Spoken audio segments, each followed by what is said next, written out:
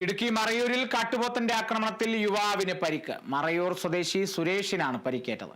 വീടിന് സമീപം ആടിന് തീറ്റ ശേഖരിക്കാൻ എത്തിയപ്പോഴാണ് കാട്ടുപോത്തിന്റെ ആക്രമണം ഉണ്ടായത്. പരിക്കേറ്റ സുരേഷിനെ ആശുപത്രിയിലേക്ക് മാറ്റി. മറയൂരിൽ ആടിന് തീറ്റ ശേഖരിക്കാൻ പോയ യുവാവിനെയാണ് കാട്ടുപോത്ത് ആക്രമിച്ചത്. മറയൂർ സ്വദേശി സുരേഷിനാണ് പരിക്ക് സംഭവിച്ചത്. വീടിന് സമീപം കൃഷിയിടത്തിൽ വെച്ചാണ് കാട്ടുപോത്തിന്റെ ആക്രമണമുണ്ടായത്. തലക്ക് പരിക്കേറ്റ യുവാവിനെ മറയൂരിലെ സ്വകാര്യ ആശുപത്രിയിലെത്തിച്ച് പ്രാഥമിക ചികിത്സ നൽകിയ ശേഷം വിദഗ്ധ ചികിത്സയ്ക്കായി തമിഴ്നാട്ടിലേക്ക് കൊണ്ടുപോയി. കൊക്കോ തോട്ടത്തിനുള്ളിൽ നിന്നിരുന്ന കാട്ടുപോത്താണ് പാഞ്ഞെത്തി അപ്രതീക്ഷിതമായി സുരേഷിനെ ആക്രമിച്ചത്. DFO ഓഫീസ്, റേഞ്ച് ഓഫീസ്, ചന്ദന ഗോഡൌൺ, ചന്ദന ഫാക്ടറി എന്നിവ പ്രവർത്തിക്കുന്നതിന് 50 മീറ്റർ അകലെയാണ് കാട്ടുപോത്തിന്റെ ആക്രമണമുണ്ടായത്. സ്ഥിരമായി കാട്ടുപോത്തിന്റെ സാന്നിധ്യം പ്രദേശത്തുണ്ടായിട്ടും വനംവകുപ്പിന് വിവരമറിയിച്ചിട്ടും നടപടി സ്വീകരിക്കാത്തതിനാലാണ് അപകടം സംഭവിച്ചതെന്നാണ് പ്രദേശവാസികളുടെ പരാതി. Kerala vision news, Idukki.